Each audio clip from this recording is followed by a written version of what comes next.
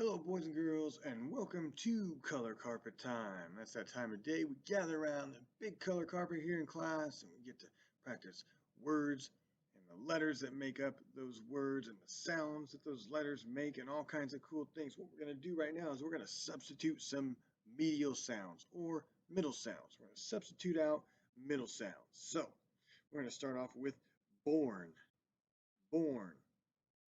Now change the middle sound to oo, and we have boon, boon. Born becomes boon. Excellent. How about tub, tub? Change the middle sound to U. And we have tube. Tub becomes tube. How about mull, mull? Change the middle sound to U. Mule. Mull becomes mule. How about tap? Tap. Change the middle sound to A. And what do we get? Tape. Tap becomes tape. All right. Very nice. We are going to practice some short U and long U words. Short U and long U words. Now, the long U is when the U says the U sound. It says its name, when it makes a U, right? The short U is when it makes a sound. Let's take a look.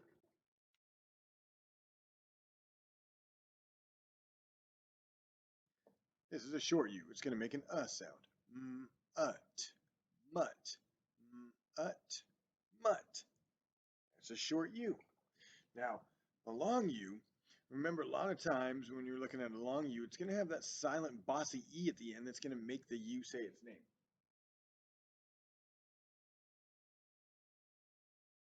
This is mute, mute, mute. This is mute.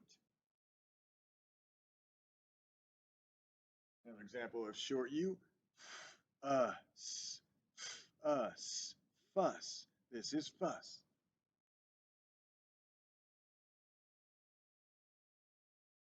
Long U, fuse, fuse. Long U is fuse, right? Some other examples of our long U. Tune, tune.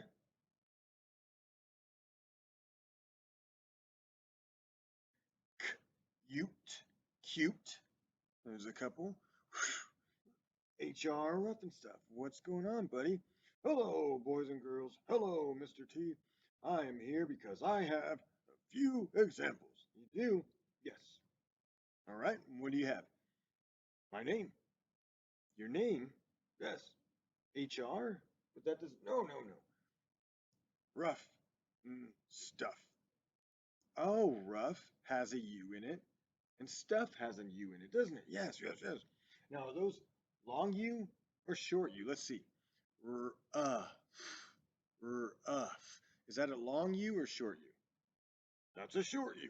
Yep. Put that there. Stuff. Is that long U or short U? It's also a short U. Excellent. Very nicely done. Now, is there anything else you want to say? Well, yes. Boys and girls, if you have an example, please send them in to Mr. T so we can talk about it on our next video. All right? Good luck hunting for those long U's and short U's, and I will see you all later. There he goes. And he was right. If you have examples, boys and girls, of a long U or a short U, please send them in so that I can talk about them on our next video and give you credit for finding them. All right? Give you all kinds of credit for finding them. Okay, I want to talk about something else. Take one last look at this. I want to talk about multiple meaning words. What does that mean? That means we can have words that mean more than one thing, like this.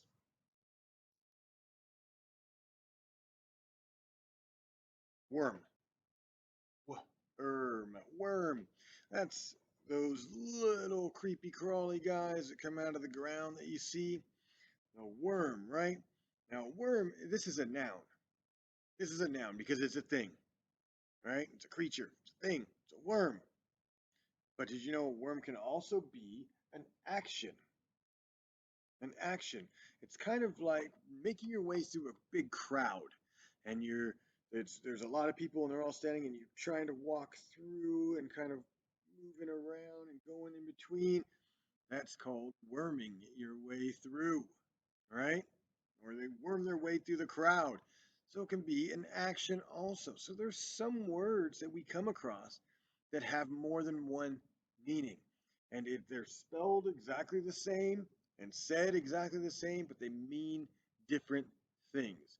So it's always important to make sure you're reading the entire sentence as you go through so you get the correct meaning of the word, right? Because there's more than one meaning, it can be confusing. So that's why it's important to read through an entire sentence so you can use those context clues, right? All the words around it to figure out if it's either a noun or if it's an action word. Which one is it? And worm's not the only one. We'll come across others, but I just wanted to let you know they're out there. They are. But we don't have to be afraid of them, right? And we're going to be just fine.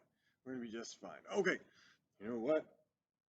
I have a new, well, we have a new familiar book for the week. This is Mole Bakes at Home.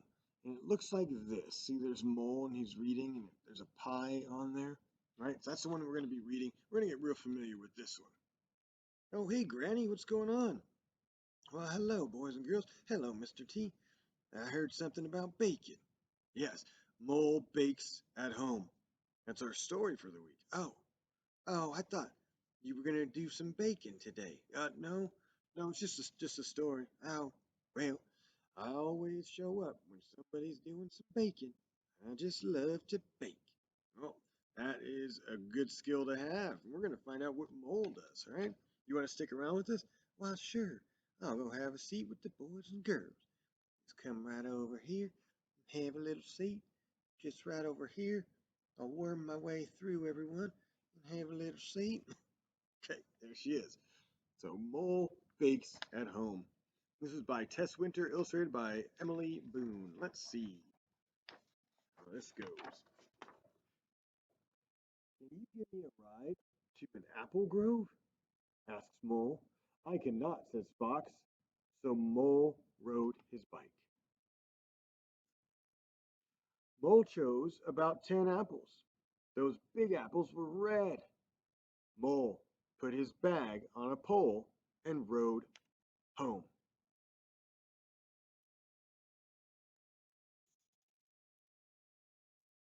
At home, Mole lit his stove. I will make a pie, he said.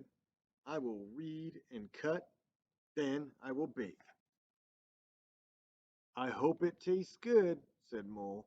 I will put on a robe, then I will take a nap.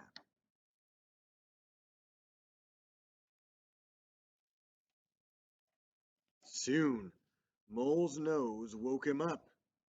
Mole ate every bit. What can I say? Mole smiled. It's the best.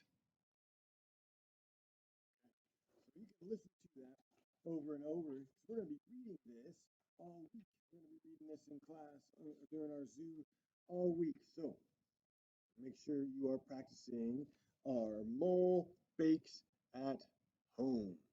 All right? All right. So a couple things I want you guys to do today for me is number one in our, actually, let's do this instead. We're going to go into our handy dandy workbook.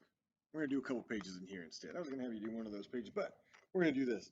Page 4.48, long U and long E words. Long U and long E words. So I want you guys to cut these out. I want you to separate them. Put the long U on one side, long E on the other side, right? And you don't have to glue them if you don't want to. You can just put them in like rows and take a picture of that, okay? And then we're also going to talk about 4.57, his or her. This is back to possessives, right? Somebody owning something. And here it goes. You're going to circle the right possessive word and write the sentence out. So you're going to write some sentences out. Kate writes about his or her pet. Is Kate, would I use his or her for Kate? I'd use her. I circle her, and then I just write down exactly what they have here, just adding her. Mark tells about his or her frog. What would I use for Mark? His or her? His, right? So I'd write down, Mark tells about his frog. And do the same thing for those. Okay? We're going to do those 2 pages on there, in there, and I want you to practice Mo Bakes at Home. Do that reading as well. And before we go, can't forget, very important, we have our sight words. Ready? People,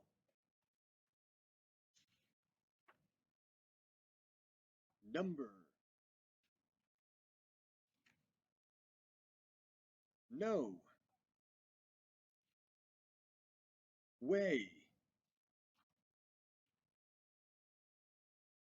could. All right. Excellent job, boys and girls. Thank you very much for joining us. Color carpet time. We will see you very soon. Oh, and look for those long and short U words. Look for those as well. All right. Bye-bye.